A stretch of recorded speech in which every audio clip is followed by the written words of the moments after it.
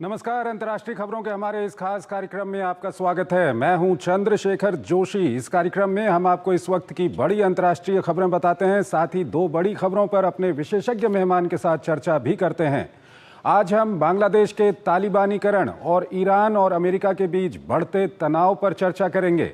लेकिन आइए सबसे पहले आपको दिखाते हैं इस वक्त की अंतर्राष्ट्रीय हेडलाइंस। प्रधानमंत्री नरेंद्र मोदी 10 फरवरी को फ्रांस और अमेरिका की यात्रा पर होंगे रवाना। पेरिस में आयोजित एआई समिट की करेंगे सह अध्यक्षता। अमेरिका में राष्ट्रपति ट्रंप के साथ द्विपक्षीय और शिष्टमंडल स्तर की होगी वार्ता।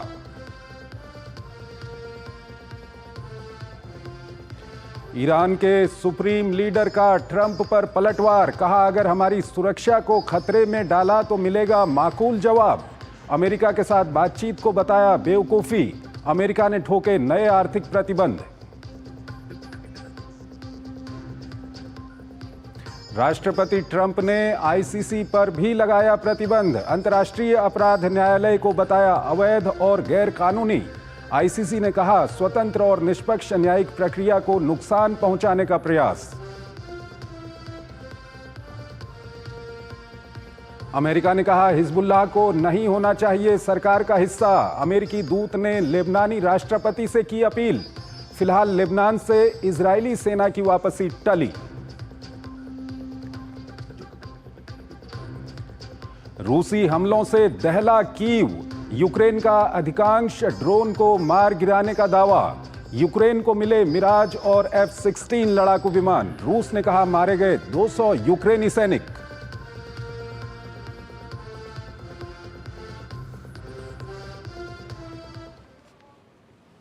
सबसे पहले खबर बांग्लादेश को लेकर है। अभी तक ये आशंका जताई जा रही थी कि बांग्लादेश इस्लामी कट्टरपंथ के रास्ते पर जा रहा है, लेकिन जिस तरह की घटनाएं अब बांग्लादेश से सामने आ रही हैं, उससे साफ होता है कि मोहम्मद यूनुस की अंतरिम सरकार के नेतृत्व में अब बांग्लादेश का तालिबानीकरण हो चुका है। इस सब के बीच देश में बढ़ते कट्टरपंथ और उपद्रव पर चिंता जताने के कारण दो फिल्म अभिनेत्रियों को हिरासत में ले लिया गया है। ये रिपोर्ट देखिए। बांग्लादेश को पिछले 6 महीनों से जिस ओर धकेलने का प्रयास किया जा रहा था, अब उस अंधकार में डूबता दिखाई दे रहा है। शेख हसीना के अपदस्थ किए जाने के बाद पाकिस्तान से हमदर्दी रखने वाला एक तबका बांग्लादेश को तालिबानी निजाम में बदलने की मांग कर रहा था। अब उसके नतीजे भी दिखाई देने लगे हैं। पूरी तरह ध्वस्त हो चुके कानून व्यवस्था का दिल दहला देने वाला मामला बुधवार को सामने आया, जब दंगाइयों की एक भीड़ ने अपने ही राष्ट्रपिता शेख मुजीबुर रहमान के घर और संग्रहालय को खंडहर में तब्दील कर दिया। हिंसा का यह कहर सिर्फ बांग्ला अस्मिता, राष्ट्रीय पहचान को मिटाने तक ही सीमित नहीं रहा है, बल्कि हर उस नेता को निशाना बनाया गया जिसका संबंध अवामी लीग से है। देश के अलग अलग हिस्सों में अवामी लीग के घरों को आग के हवाले कर दिया गया। पूर्व राष्ट्रपति और पूर्व सेना प्रमुख का घर भी भीड़ तंत्र से अछूता नहीं रहा। गुरुवार की रात भी आगजनी और तोड़फोड़ का सिलसिला जारी रहा, लेकिन बांग्लादेश की यूनिस सरकार है कि उन हुड़दंगियों के खिलाफ कार्रवाई करने के बजाय कानून व्यवस्था पर सवाल उठाने वालों पर ही टूट पड़ी। इसका शिकार दो एक्ट्रेस हुई। महर अफरोज शॉन और सुहाना सबा को सिर्फ इसलिए हिरासत में लिया गया कि उन्होंने देश में बढ़ते कट्टरपंथी और उपद्रव पर चिंता जताई थी। दोनों पर राजद्रोह का मामला लगा है। महर अफरोज के पिता अवामी लीग के नेता हैं और उनके घर को भी आग के हवाले कर दिया गया। पिछले 2 दिनों में अवामी लीग की बची कुची ताकत को डराने धमकाने और नुकसान पहुंचाने मोहम्मद यूनुस ने उपद्रवियों की भाषा में अवामी लीग को फांसीवादी बताते हुए कानून व्यवस्था बनाए रखने की अपील की। उपद्रवियों के गुस्से को जायज ठहराते हुए यूनुस ने कहा कि इन लोगों को बरसों तक शेख हसीना के अत्याचार का सामना करना पड़ा था। भारत ने भी बांग्लादेश की ताजा स्थिति पर चिंता व्यक्त की है। दरअसल शेख हसीना की पार्टी अवामी लीग ने 6 फरवरी को अपने कार्यकर्ताओं और नेताओं को सड़क पर उतरने की अपील की थी। वो अपने कार्यकर्ताओं को संबोधित करने वाली थी कि तभी कई शहरों में हिंसा भड़क उठी। प्रदर्शनकारियों ने बंगबंधु के ढाका स्थित धनमंडी 32 आवास पर धावा बोला और तोड़फोड़ की। इसके बाद शेख हसीना के घर सुधा सदन में भी आग लगा दी गई। मुजीबुर रहमान का घर तोड़े जाने की घटना को शेख हसीना ने लोकतंत्र खत्म करने की साजिश करार दिया है। और बांग्लादेश में क्या कुछ हो रहा है, बांग्लादेश की स्थिति किस ओर जा रही है, क्या कुछ हालात वहां पर हैं, इस पर अभी हम अपने विशेष मेहमान के साथ बातचीत करेंगे। लेकिन पहले एक छोटा सा ब्रेक लेते हैं।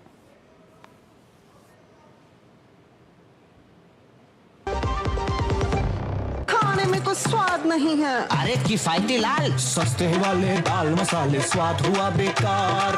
इधर कीमती लाल को देखो, खाना बना कमाल। MDH की हल्दी मिर्ची धनिया करे कमाल। ये रंग दे, ये खुशबू दे, ये तीखा, ये कम पड़े। क्या निराला MDH मसाला। यार घाटा कर दिया तूने। मैंने और नहीं तो क्या, तूने ही कहा था म्यूचुअल फंड सही है, म्यूचुअल फंड सही है। भाई पेशेंस, म्यूचुअल फंड ना इस मैच की तरह है, कभी रन रेट ऊपर कभी थोड़ा सा नीचे।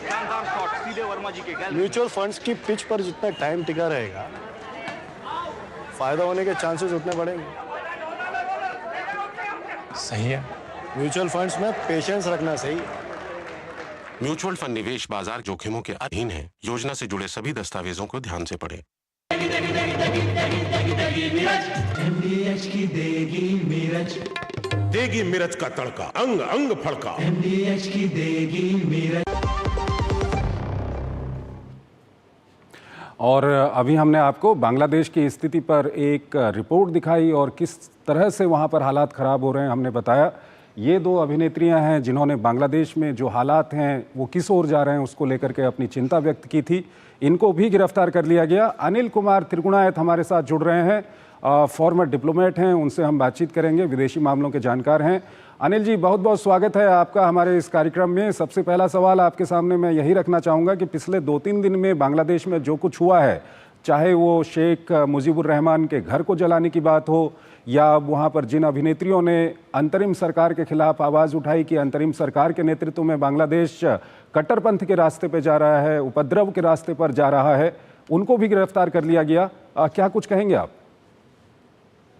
कि जहाँ तक रिपोर्ट्स वहाँ से आ रही हैं बांग्लादेश में, तो जो लग रहा है वो ये है कि जो इस वक्त की सरकार है उससे काफ़ी चीज़ें आउट ऑफ हैंड हो गई हैं। उनके जो अंदरूनी किसी भी जो वहाँ पर कोई भी क्रिटिसाइज करता है, सुनने में आया है कि काफ़ी सारे जर्नलिस्ट हों, चाहे अपोजिशन के लोग हैं या जो भी कोई डिफरेंस ओपिनियन करता है, उनको सबको गिरफ्तार कर देते हैं या उनको बंद करने की कोशिश की जाती है। तो जो एक शेख हसीना के खिलाफ जिस तरह की बातें लेकर के सरकार आई थी या जो भी मूवमेंट वहाँ पर हुआ था, उसी का दोबारा से हम प्रदर्शन देखने मिल रहा है हर तरह का। तो ये चीज़ जैसे आपने अभिनेत्रियों की बात की और एक अभिनेता ने भी कहा, तो अगर लोग क्रिटिसाइज करते हैं तो देखिए, तो बताते हैं कि भाई नहीं मिल रहा है, वहाँ के ऑर्डिनरी आदमी भी समस्याएं फेस कर रहे हैं, तो लोग तो बोलेंगे। तो वो तो एक्सपेक्टेशन, जब ट्रांजिशन होता है इस तरह का, कोई रिवोल्यूशनरी ट्रांजिशन करता है, तो लोगों की एक्सपेक्टेशन तो होती है कि कल से ही चीज़ें ठीक हो जाएंगी, और कोई ठीक हो नहीं रही है, अभी कितने दिन हो गए, तो लोगों को ऑब्वियसली वहाँ पर जो है, लेकिन जिस तरह की बातें कि किसी तरह का अपोजिशन नहीं होना है, जिस तरह जजेस के साथ व्यवहार किया जा रहा है, जिस तरह से माइनॉरिटीज़ के साथ व्यवहार किया जा रहा है, वो एक, मुझे लगता है कि वो इनकी एक नर्वसनेस को दिखाता है। और उस नर्वसनेस के चलते हुए वो वहाँ पर एक बड़ा कंजर्वेटिव अप्रोच उन्होंने किया है, जैसे जमात इस्लामी वगैरह टेररिस्ट एक्सट्रीमिस्ट ग्रुप उनको सपोर्ट करने लग गए हैं। और जिस तरह से वो अपनी एक देश की धरोहर है, शेख मुजीबुर रहमान के बारे में कहिए, उनका घर कहिए, उन सबको तोड़ना जलाना, मैं समझता हूँ ये एक बहुत ही गलत प्रक्रिया जो है इस समय की सरकार कर रही है। उसको रोकना चाहिए था, तो लेकिन ना वो करने के बजाय उसको बढ़ावा दे रही है, तो ये उनके लिए काफ़ी परेशानी का सबब बन सकता है। और इस सब के बीच हमने देखा है कि मोहम्मद यूनुस, जो पिछले दिनों हमने देखा कि उन्होंने शेख हसीना पर आरोप लगाए, उन्होंने कहा कि बांग्लादेश की प्रगति को लेकर के जो आंकड़े शेख हसीना देती थीं वो झूठे आंकड़े थे, और साथ ही साथ वो कहते थे कि जो शेख हसीना है या उनकी पार्टी, उनकी सरकार, ये फांसीवादी लोग हैं। लेकिन अब तो इनका जो रवैया है वो कहीं ना कहीं फांसीवादी रवैया दिख रहा है। और साथ ही साथ वहाँ पर जिस तरह से छात्र वहाँ पर सड़कों पे हैं, कर्मचारी सड़कों पे हैं, तो कहीं ना कहीं वहाँ के जो आर्थिक हालात हैं या उसका बांग्लादेश जिस तरह से पहले प्रगति कर रहा था उसको भी ये नहीं संभाल पा रहे हैं। यही मैं कह रहा हूँ कि जिस तरह जब ये नई गवर्नमेंट आई तो उसके बाद में उन्होंने एक नैरेटिव बनाने की चेष्टा की कि जो शेख हसीना के टाइम पे जो स्टैटिस्टिक्स थी वो गलत थी, लेकिन स्टैटिस्टिक्स शेख हसीना की गलत हो सकती है। अगर IMF, वर्ल्ड बैंक जो बांग्लादेश को एक LDC स्टेटस से बाहर निकालने की बात चल रही थी, वो वहाँ पहुँच रहा था, लोगों में एक खुशहाली तो थी ही, कम से कम एक तरह की प्रॉस्पेरिटी, और बांग्लादेश जो है पाकिस्तान से बहुत अच्छा कर रहा था। आज की डेट में फिर वो पाकिस्तान के बराबर जाके खड़े हो गए हैं, उनकी फॉरेन एक्सचेंज की हालत काफ़ी ख़राब है। तो मैं ये समझता हूँ कि बजाय इसके कि वो एक कंस्ट्रक्टिव अप्रोच करते या कोई एक्शन प्लान होता उनके पास में, वो सब कुछ तो है नहीं। अब सल्ता पलट करना बड़ा आसान होता है, लेकिन उसके बाद उसको समझाना जो है, संभालना बहुत मुश्किल होता है। और उसका जब तक नहीं हो सकता है जब तक कोई प्लान हो। आपने कहा स्टूडेंट सड़कों पर हैं, तो जब अगर आप एक इस तरह की फिलॉसफी बन जाएगी कि लोग सड़क पे आकर के आपको कंट्रोल करना शुरू कर देंगे, तो आप गवर्नेंस नहीं कर सकते हैं। तो आप एड्रेस कैसे करेंगे उसको? और बल्कि आप फैन कर रहे हैं ट्रबल्स। इसीलिए जो आप दूसरे माइनॉरिटीज के खिलाफ या दूसरे अपोजिशन के खिलाफ एक्शन देखते हैं, वो एक तरह का ये नर्वसनेस है, और उस नर्वसनेस की वजह से पता लगता है कि सिचुएशन ठीक नहीं है। सर, साथ ही ये भी सवाल आता है कि अंतरिम जो सरकार होती है वो कुछ दिनों के लिए होती है, उसको वहाँ पर चुनाव करवाने चाहिए। वहाँ पर जो दोनों राजनीतिक दल हैं, चाहे हम आवामी लीग की बात करें या बीएनपी की बात करें, यहाँ तक कि जमात के भी कुछ नेता चाहते हैं कि वहाँ पर चुनाव हो, लेकिन ये चुनाव की तारीख की घोषणा नहीं करते हैं। ये तो कह रहे हैं कि हम चुनाव कराएंगे, लेकिन कब कराएंगे इस बारे में अभी तक कुछ ऐसी तारीख की घोषणा नहीं की गई है। आपको क्या लगता है, इसके पीछे भी कहीं ना कहीं मोहम्मद यूनुस या मोहम्मद यूनुस के पीछे जो तत्व हैं उनकी कोई साजिश हो सकती है? देखिए, यह है कि ये तो आप जानते ही हैं कि जो सरकार अपने आप तो चल नहीं रही है, कोई ना कोई कहीं ना कहीं से तो उसको सपोर्ट कर ही रहा है। और खास तौर से वो लोग जो हमारे खिलाफ हैं, अब चाहे वो विदेशी ताकतें हों या वेस्ट पास्ट की हों या चाइना हो या पाकिस्तान हो, वो सब तो उनको सपोर्ट कर ही रहे हैं। जिस तरह का भी एक्शन ले रहे हैं वो उसको सपोर्ट कर रहे हैं। अब इलेक्शन के लिए बीएनपी जो एक बड़ी पार्टी है, जिसको लगता है कि वो शायद है कि शेख हसीना के जाने के बाद वापस आ जाएंगे, तो वो भी चाहते हैं कि इलेक्शन जितना जल्दी से जल्दी हो ताकि कोई पावर में आए। आज की डेट में जो लोग कॉन्स्टिट्यूशन जानते हैं वो ये कहते हैं कि इंटरिम गवर्नमेंट जो है इस तरह की, उसका कोई औचित्य ही नहीं है आज के कॉन्स्टिट्यूशन में। इसीलिए उन्होंने एक कॉन्स्टिट्यूशनल इलेक्शन रिफॉर्म्स वगैरह, कॉन्स्टिट्यूशन रिफॉर्म्स के लिए एक कमेटी एस्टेब्लिश करी है, जिसकी रिपोर्ट आए उसमें पता लगेगा किस तरह का इलेक्शन होगा, किस तरह की गवर्नमेंट होगी और क्या होगा। लेकिन जब तक आप इलेक्शन नहीं कराएंगे, लोगों की जो इच्छाएं हैं कि क्या चाहते हैं वो तो इलेक्टेड गवर्नमेंट ही कर सकती है। और तो कहीं ये ना जरूरी कहीं ये एक इशारा भी करते हैं कि हम छात्रों की राजनीतिक पार्टी बनाएंगे। ये क्या कुछ बीएनपी और आवामी लीग को इसीलिए उनकी बातें नहीं सुन रहे हैं, ये क्या कुछ है? नहीं, ऐसा है कि वहां पर जो स्टूडेंट्स हैं वो काफी एक्टिव लोग हैं। बांग्लादेश के अंदर आप हमेशा से देखेंगे, जब जब वहां पर कुछ रेवोल्यूशन है, इस तरह की बात हुई है, तो जो यंगस्टर्स हैं, वहाँ के जो स्टूडेंट्स खास तौर से तबका है, वो बड़ा एक्टिव पार्ट लेता है इसमें। अब चूंकि दोनों पॉलिटिकल पार्टी से लोग डिसग्रंटल्ड हो गए, तो वहाँ बातचीत ये हो रही है कि एक नई तरह की पार्टी क्रिएट की जाएगी। लेकिन देखिए, political process, political transition, political parties, ये बड़ी एक मैच्योरिटी का सद है। तो धीरे धीरे पार्टीज आती हैं, बनती हैं। तो हो सकता है कि कोई स्टूडेंट पार्टी इस बार हमें दिखे या यूथ पार्टी बनाए उसको कुछ तरह की, जो एक अच्छी टक्कर दे सकती है। लेकिन ये जरूर है कि इलेक्शन अगर फ्री एंड फेयर होंगे तो भी तभी। सर एक अंतिम सवाल, क्या इनके ऊपर जो अंतर्राष्ट्रीय दबाव होना चाहिए था वो है इस वक्त पे? दिख रहा है उस तरह का दबाव? देखिए, अंतर्राष्ट्रीय दबाव तो नहीं था, क्योंकि आपने देखा है कि पिछली बार लोगों का कहना है कि अमेरिकन सरकार का हाथ इनके ऊपर था, वरदहस्त जिसको कहते हैं। चीन भी उसको सपोर्ट किया है और पाकिस्तान भी पूरी तरह सपोर्ट कर रहा है, तो ये तो सबको मालूम है इस बारे में। लेकिन अब चूंकि प्रेसिडेंट ट्रंप ने जो यूएसएड को बंद कर दिया है काम, उससे बड़ा इनका जो टैप्स है वो बंद हो जाएंगे, तो एक ये बड़ी समस्या इनके लिए आ जाएगी। क्योंकि बड़े प्रोजेक्ट, बड़ा पैसा जो यूएसएआईडी दे रही थी और जिसके बारे में नई नई तरह की बातें बाहर आ रही हैं कि वो किस तरह से रिजीम चेंज में भी काफी एक्टिव थी, तो ये इससे डायरेक्टली असर उनको होगा। क्योंकि नहीं लगता है मुझे कि ट्रंप डायरेक्टली मोहम्मद यूनुस को सपोर्ट करेंगे। ठीक है सर। सर आप हमारे साथ बने रहिएगा, एक और खबर है उस पर अभी हम आपसे बातचीत करेंगे। हमको यहाँ पर एक छोटा सा ब्रेक लेना है, एक छोटा सा ब्रेक लेते हैं।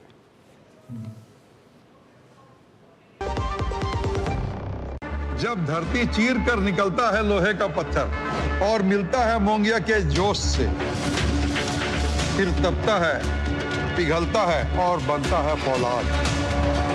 अब होता है सरिया सारी खूबियों के साथ। मोंगिया स्टील, मजबूत देश का मजबूत सरिया। गोल्डी मसाले के 100 ग्राम के स्पेशल पैक्स में फ्रेशनेस लॉक है। ऐसे गोल्डी मसाले, जहां जाएं रिश्ते बनाएं। स्वागत है आपका। ब्रेक के बाद अगली खबर की ओर हम चलेंगे। अमेरिका में डोनाल्ड ट्रंप के सत्ता में आने के बाद अमेरिका और ईरान के बीच तनाव बढ़ रहा है। अमेरिका द्वारा चीन को ईरानी तेल भेजने वाले नेटवर्क पर प्रतिबंध के बाद ईरान ने पलटवार किया है। ईरान के सुप्रीम नेता अयातुल्ला अली खामनेई ने कहा है कि अगर अमेरिका ईरान पर हमला करता है तो ईरान भी उसी तरह से जवाब देगा। खामनेई ने कहा कि अगर अमेरिका ईरान की सुरक्षा के लिए खतरा पैदा करता है तो ईरान भी अमेरिका की सुरक्षा के लिए खतरा पैदा करेगा। ये रिपोर्ट देखिए। लेबनान में हिजबुल्लाह और सीरिया में बशर अल असद की करारी शिकस्त के बाद पश्चिम एशिया में ईरान की पकड़ बेहद कमजोर हो गई है। ईरान की इस नाजुक स्थिति का फायदा ट्रंप के मित्र नेतन्याहू उठाने की हर संभव कोशिश कर रहे हैं। बरसों से दोनों देशों के लिए ईरान का परमाणु कार्यक्रम सिरदर्द बना हुआ है। नेतन्याहू से मुलाकात के बाद ट्रंप ने परमाणु मुद्दे पर ईरान को संदेश देने की कोशिश की। कहा, ईरान अपने इस कार्यक्रम को रद्द कर दे तो बात बन सकती है। ईरानी सरकार की ओर से भी संतुलित बयान आया, लेकिन गुरुवार को supreme leader Ayatollah Ali Khamenei के बयान से साफ हो गया है कि ईरान ट्रंप के सामने झुकने को तैयार नहीं है। वो याचना के बजाय रण के मूड में है। उन्होंने कहा, पिछले अनुभवों के आधार पर अमेरिका के साथ बातचीत करना बेवकूफी होगी। ट्रंप ने ईरान को कड़ी चेतावनी देते हुए कहा था, अगर ईरान ने परमाणु हथियार बनाया तो उसके लिए कतई अच्छा नहीं होगा। समझौते की इस पेशकश के दूसरे दिन ही ट्रंप ने ईरान पर लगने वाले आर्थिक प्रतिबंधों के कार्यकारी आदेश पर हस्ताक्षर कर दिए। इसके तहत चीन को सप्लाई करने वाले ईरानी शिपिंग नेटवर्क पर प्रतिबंध लगा दिया। पहले से ही प्रतिबंधों से कराह रही ईरानी अर्थव्यवस्था इस नई अमेरिकी चोट से चरमराने के कगार पर पहुंच जाएगी। वैसे तो ईरान के परमाणु कार्यक्रम से चिंतित सिर्फ अमेरिका ही नहीं बल्कि दूसरे पश्चिमी देश भी हैं। परमाणु हथियारों तक ईरान की पहुंच रोकने के लिए 2015 में पश्चिमी देशों के साथ ईरान का एक समझौता हुआ था, लेकिन ट्रंप ने इस समझौते को एक तरफा तौर पर तोड़ते हुए वो बाहर आ गए। हालांकि बाइडेन प्रशासन ने समझौते को बहाल तो नहीं किया, लेकिन पर्दे के पीछे से बातचीत करता रहा। पिछले साल दिसंबर में IAEA की रिपोर्ट में दावा किया गया था, ईरान ने पिछले 4 सालों में अपने परमाणु संवर्धन को काफी हद तक विकसित कर लिया है। कहा गया है कि ईरान 60% अत्यधिक संवर्धित यूरेनियम बनाने की आड़ में हथियार ग्रेड यूरेनियम बनाने की क्षमता स्थापित कर रहा है। हालांकि इन आरोपों को ईरान खारिज करता है। अनिल कुमार तिरगुणायत हमारे साथ जुड़े हुए हैं, विदेशी मामलों के जानकार हैं, फॉर्मर सीनियर डिप्लोमेट हैं। अनिल जी, अगर मैं आपसे पूछूं कि आप अमेरिका में डोनाल्ड ट्रंप सत्ता में हैं, ईरान और अमेरिका के रिश्ते किस तरह से आप इनको देखते हैं इस वक्त पर? देखिए, जहां तक इसको हम दूसरी तरह से भी देखेंगे। दूसरी तरह से ये है कि इजराइल और ईरान जो है वो दोनों एक म्यूचुअली एश्योर्ड डिस्ट्रक्शन सिंड्रोम जिसको कहते हैं, मैड सिंड्रोम, उससे सफर करते हैं। दोनों एग्जिस्टेंशियल थ्रेट मानते हैं एक दूसरे को। और अमेरिका जो है वो इजराइल का सबसे बड़ा सपोर्टर है, चाहे वो प्रेसिडेंट ट्रंप हो या कोई और पार्टी हो या बाइडेन हो कुछ। तो इसलिए इजराइल को चूंकि अब ये बातें निकल के आ रही हैं बाहर, वो जब आ रही हैं जब बेंजामिन नेतन्याहू अभी वॉशिंगटन DC में पहले विदेशी नेता हुए जिनको बुलाया गया वहां पर। तो अभी हम पिछले काफी दिनों से देख रहे हैं कि 15 महीने से लड़ाई चल रही है। हमने ये भी देखा है कि हिजबुल्लाह और हूती और हमास जो कि ईरान के खास मुद्दे मतलब कह मोहरे हैं रीजन के अंदर में, उनको एक एसिमेट्रिक एडवांटेज दिलाते हैं। उनको किस तरह से काफ़ी कुछ उनका इफेक्टिवनेस को कम किया गया है।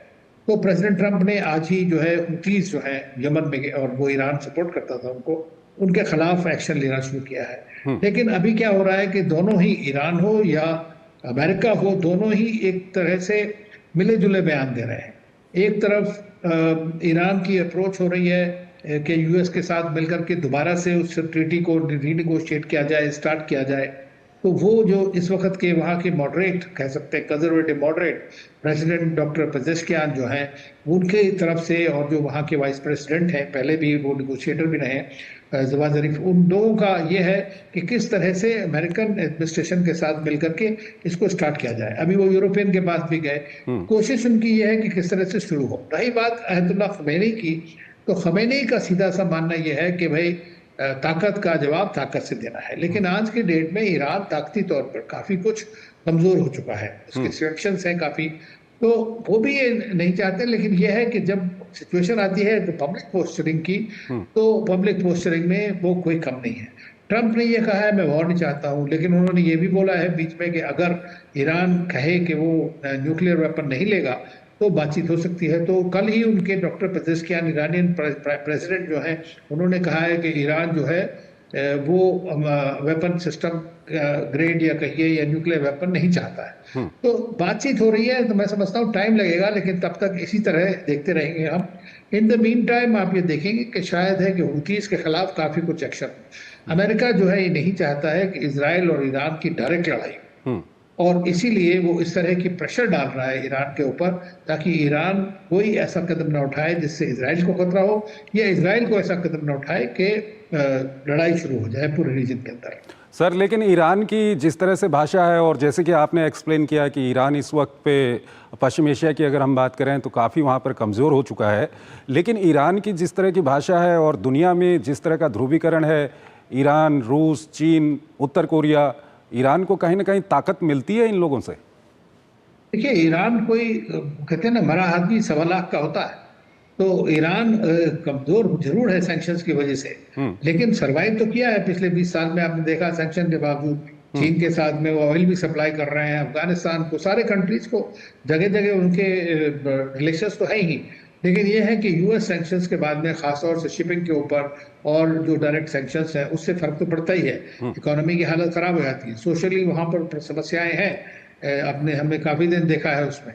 लेकिन अभी इमीडिएटली मैं नहीं समझता कि वहाँ के रिजीम को कितना बड़ा खतरा है। हालांकि वेस्टर्न कंट्रीज जरूर चाहेंगे कि वहाँ पर किसी तरह से रिजीम जो है एक मॉडरेट टाइप की आए, और ये जो मुल्ला लोग हैं, मुल्ला ये खमेनी या उनका जो ग्रुप है उसको ख़त्म किया जाए या कम हो वहाँ पर, तो ये जरूर चाहेंगे। वैसे भी वो काफ़ी बुजुर्ग हो गए हैं, आप जानते हैं कि वहाँ पर सक्सेशन का भी एक सिस्टम चल रहा है कि किस तरह से कौन नया बनेगा लीडर। तो वेस्टर्न कंट्रीज, इजराइल और ये सब तो ये चाहेंगे कि वहाँ पर कुछ इस तरह का नेतृत्व आए जिसके साथ वो बातचीत कर सकें और जो बिल्कुल ही फंडामेंटलिस्ट ना हो। तो अब ये, लेकिन ये कि इजराइल में भी कम नहीं है इस वक्त, वहाँ पे भी बड़ी फंडामेंटलिस्ट सरकार है। तो इसलिए ये जो कमेंट है दोनों तरफ से, चाहे वो किसी भी लीडर्स के हों, बड़े हाई हैंडेड कमेंट्स हैं। At the same time diplomacy भी अपना काम कर रही है।